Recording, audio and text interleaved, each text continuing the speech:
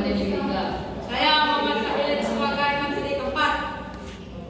Pada materi pertama untuk menjelaskan materinya. Assalamualaikum warahmatullahi wabarakatuh. Saya akan menjelaskan materi saya. Pengertian sumber daya alam. Sumber daya alam adalah suatu kekayaan di benda benda.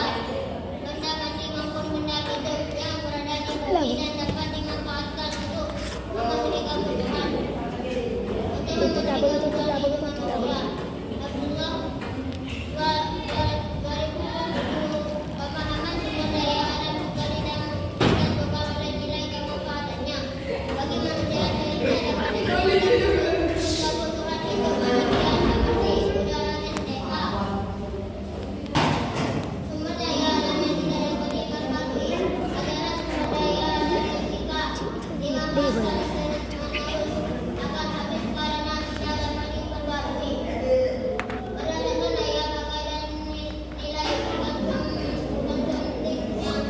dibedakan menjadi dua. Satu, sumber daya alam yang tidak dapat habis karena nilai konsumtif terhadap barang itu relatif kecil. Contoh, insan, emas, batu, remaja. Dua, sumber daya alam yang dapat habis karena nilai konsumtif akan barang nilai relatif tinggi. Contoh, gas alam, batu bara dan minyak bumi.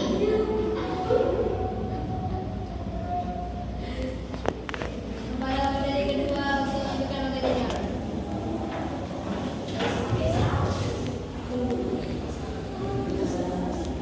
Assalamualaikum warahmatullahi wabarakatuh. Saya sebagai pemateri kedua akan mempresentasikan tentang hasil diskusi kami. Persebaran sumber daya alam.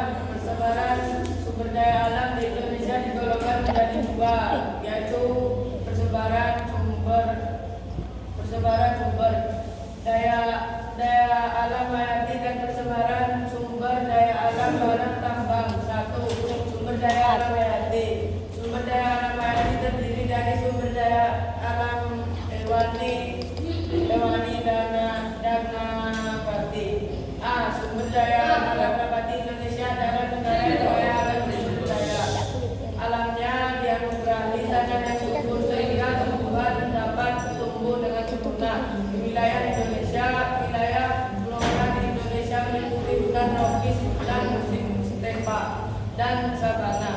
B. Sumber daya alam hewani pada umumnya wilayah persebaran fauna di Indonesia terbagi tiga wilayah, yaitu wilayah Indonesia bagian barat, Indonesia bagian tengah, Indonesia bagian timur. Ketiganya dibatasi oleh Wallace dan garis Weber. Bagian barat lebih cenderung mengikuti ragam hewan Asia, sedangkan bagian timur mengikuti ragam hewan Australia.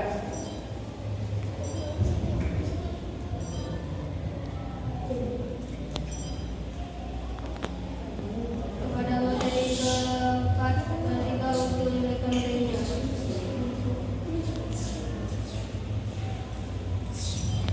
Saya materi ketiga menunjukkan materi saya. Pengelolaan sumber daya alam berdasarkan prinsip berwawasan lingkungan dan berkelanjutan. Sumber daya alam perlu dilestarikan untuk mendukung keberlangsungan makhluk hidup.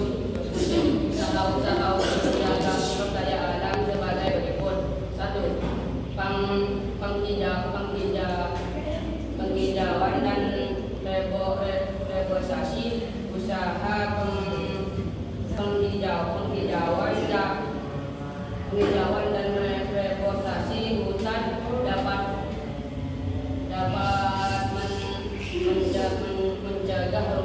mencegah rusaknya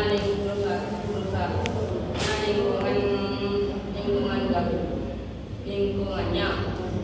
Berhubungan dengan udara, tanah dan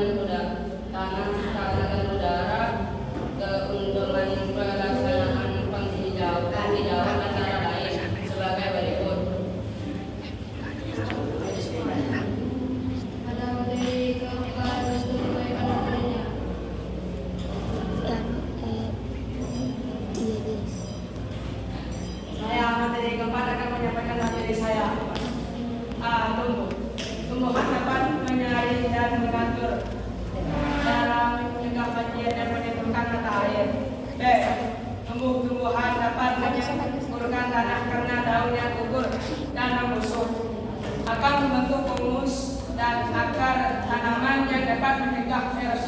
tanah longsor. C. Tumbuh-tumbuhan menimbulkan usara segar